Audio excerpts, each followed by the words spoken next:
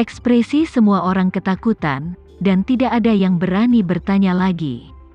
Dan Firman, yang disebutkan namanya, juga panik dan berkata dengan hormat, "Murid Firman, kirimkan Tuan Adi." Kerumunan segera bereaksi, dan berkata serempak, "Mengirim Tuan Adi." Adi membelai janggut panjangnya dengan tangannya dan berjalan pergi dengan anggun, sama seperti semua orang akan keluar untuk melihat dia pergi. Mereka mendengar Adi berkata tanpa menoleh, "Tuan dan keponakan tinggal di sini, jangan lihat aku pergi." Berbeda dengan Adi, Abhiseka dibesarkan di kuil Shiva Mandir sejak kecil, dan sekarang dia berada di penjara kuil Shiva Mandir. Dia memiliki kasih sayang yang mendalam untuk kuil Shiva Mandir. Dia tidak akan mau makan sendirian. Setelah mendengar ceritanya, semua junior mengira mereka telah mengambil kesempatan sekali seumur hidup, jadi mereka terlalu bersemangat untuk menambahkan apapun. Jadi, semua orang menatap foto Isyana dalam waktu lama, mencoba mengukir penampilannya di benak mereka. Setelah itu, Abhiseka memerintahkan lagi, "Saudara muda, malam ini kau harus memilih seseorang yang benar-benar dapat dipercaya di antara murid-muridmu, dan kau membuat daftar untukku. Besok, aku akan memanggil orang-orang di daftarmu dan menunjukkan foto-fotonya kepada mereka. Aku akan mengirimkan semuanya." Semua orang langsung setuju, dan berkata serempak, "Tolong yakinlah Tuan." Abhiseka berkata lagi, "Ngomong-ngomong, sesama senior, junior, aku ingin berbagi beberapa kata dari hati ke hati dengan kalian. Hari ini, ketika aku bertemu senior Tuan Adi, kau juga dapat melihat bahwa Tuan Adi secara fisik kuat dan energi. Dia terlihat berusia kurang dari 60 tahun, tetapi usia sebenarnya hampir 160 tahun. Menilai dari tren Tuan Adi saat ini, tidak masalah untuk hidup selama 40 tahun lagi. Jika itu masalahnya, secara konservatif diperkirakan umur Tuan Adi juga akan mencapai 200 tahun. Kata-kata Abhiseka segera mengejutkan harapan dan keinginan batin semua orang untuk umur panjang menaikkannya ke tingkat yang lebih tinggi. Sebelumnya, Firman mau tidak mau bertanya, "Kakak senior, menurut Mi, berapa tahun harapan hidup Tuan Adi paling banyak?" Menurut catatan, ratusan ribu tahun yang lalu, ada beberapa tuan abadi yang benar-benar menguasai energi spiritual.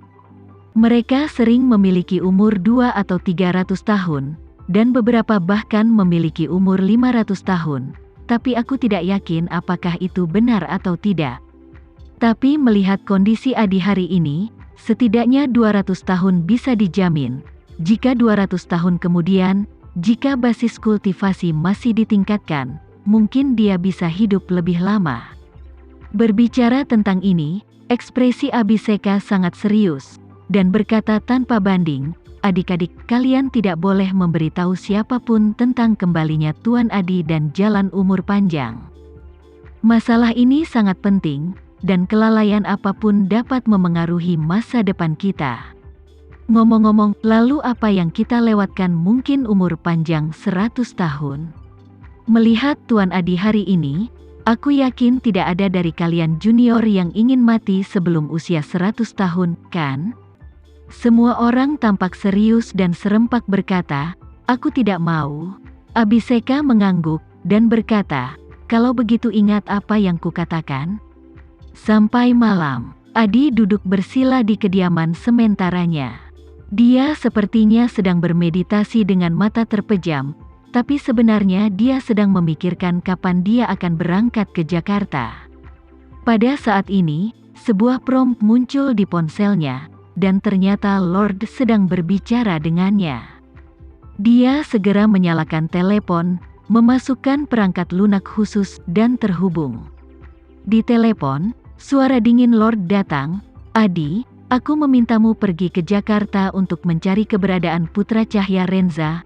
Mengapa kamu belum pergi?" Adi dengan cepat menjelaskan, "Tuan, ada beberapa pikiran, saya ingin dengan berani melaporkan kepada Anda." Lord berkata dengan dingin, "Katakan." Adi berkata dengan hormat, "Tuanku, Bawahan ini selalu merasa bahwa Isyana mungkin ada di Surabaya, jadi saya telah mencarinya di Surabaya selama 2 hari terakhir. Untuk petunjuknya, untuk Jakarta, bawahan ini merasa bahwa, seperti yang Anda katakan, kehidupan dan kematian Putra Cahya Renza tidak diketahui selama 20 tahun. Jika dia sudah lama berada di Jakarta, saya tidak akan mencari Isyana selama 2 hari lagi hanya karena ini. Jika telah pergi, dan jika dia telah memilih kesempatan untuk meninggalkan Jakarta dalam 20 tahun terakhir, akan sulit bagi bawahan ini untuk menemukan petunjuk apapun tentang dia saat aku pergi ke Jakarta kali ini. Jadi bawahan merasa bahwa masalah Putra Cahya Renza tidak mendesak. Saat ini, menemukan Isyana secepat mungkin adalah pilihan terbaik untuk benar-benar meredakan kekhawatiran Tuan. Kau, itu adalah ketidaktaatan. Adi buru-buru berkata, bawahanmu akan mati untukmu, tolong maafkan saya. Lord berkata dengan dingin, aku tidak perlu berdebat denganmu sebelumnya. Tetapi mulai sekarang, jangan salahkan aku karena bersikap kasar kepadamu. Adi berkata dengan cemas, Tuanku, jangan khawatir. Mulai sekarang, bawahan ini akan menjalankan perintahmu dengan ketat. Lord berkata dengan dingin, oke. Kali ini kamu pergi ke Jakarta, aku masih punya tugas untukmu. Adi berseru, tolong beri perintah, Tuan. Lord berkata, aku menerima kabar bahwa keluarga Polen telah pergi ke Jakarta. Nicholas, istrinya, dan ketiga putra dan 1 putri mereka semuanya berada di Jakarta Cempaka Villa saat ini. Aku curiga mereka juga mencari Putra Cahya Renza. Jadi aku ingin kamu pergi ke Jakarta dan membunuh mereka semua, tanpa meninggalkan siapapun. Adi ngeri, sebuah keluarga? Lord, ada kekuatan misterius di balik keluarga Polen. Jadi saya tidak tahu apakah ada risiko terekspos jika saya membunuh mereka dengan gegabah. Lord mendengus dingin, apa yang kamu takutkan? Bahkan jika ada Tuan di belakang keluarga Polen, kekuatan Tuan itu tidak mungkin lebih besar dari milikmu. Saat dia berbicara, Lord berkata lagi, alasan mengapa Chris mati adalah karena lawan menggunakan pertahanan dekat meriam menyergapnya. Tetapi di tempat seperti Jakarta, kau tidak perlu khawatir. Sama sekali tidak mungkin ada orang yang mampu menggunakan senjata seperti itu di Jakarta. Pada saat itu, kau bisa langsung masuk ke Cempaka Villa tempat mereka tinggal, dan tidak ada yang bisa menghentikanmu. Meskipun Adi sedikit bingung, dia juga tahu bahwa apa yang Lord katakan ada benarnya. Jadi dia bertanya, Tuanku, setelah tiba di Jakarta, haruskah saya membunuh keluarga Polen dulu, atau mengejar Putra Cahya Renza dulu? Lord berkata dengan dingin, bunuh dulu keluarga Polen. Jika Putra Cahya Renza benar-benar hidup, kamu akan membunuh keluarga Polen di Jakarta, dan kamu pasti bisa memaksanya untuk muncul. Saat ini, hari sudah malam di Jakarta. Rika menyelesaikan makan malam dan memanggil Tama dan Alena ke meja. Pada saat yang sama, dia tidak dapat menahan diri untuk tidak mengeluh. Ini sudah jam 8, mengapa orang tua ini belum kembali? Aku tidak tahu kemana dia pergi. Tama berkata dengan santai, Bu, ayah sekarang adalah wakil presiden eksekutif Asosiasi Lukisan dan Kaligrafi. Dia pasti sibuk, jadi mohon perhatiannya. Dia dengan jijik, aku mengerti omong kosongnya.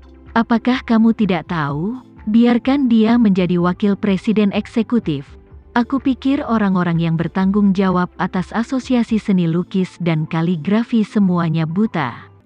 Saat dia berbicara, Chandra mendorong pintu dan masuk. Alena dengan cepat menyapanya, Ayah, cuci tanganmu dan makan. Chandra bertanya dengan santai, makanan apa yang kamu masak? Apakah ada hidangan keras? Rika mengutuk dan berkata, tutup panci sudah keras dan siap. Apakah kamu ingin menggerogotinya? Jika kau mengunyahnya, aku akan menghadiahimu uang besok. Chandra merasakan sakit kepala saat mendengar kata-kata Rika, dan mengerutkan kening. Kamu benar-benar tidak bisa berbicara dengan baik. Saat dia berkata, dia melangkah ke ruang makan, mencuci tangannya di wastafel di dapur, dan kemudian perlahan-lahan datang ke meja makan dan duduk, dan berkata kepada Tama, menantu yang baik, tebak siapa yang aku lihat ketika aku berbelanja di jalan antik hari ini? Tama berkata dengan santai, pasti Alvin, siapa lagi? Chandra berkata dengan heran, ya, menantuku yang baik, tebakanmu benar.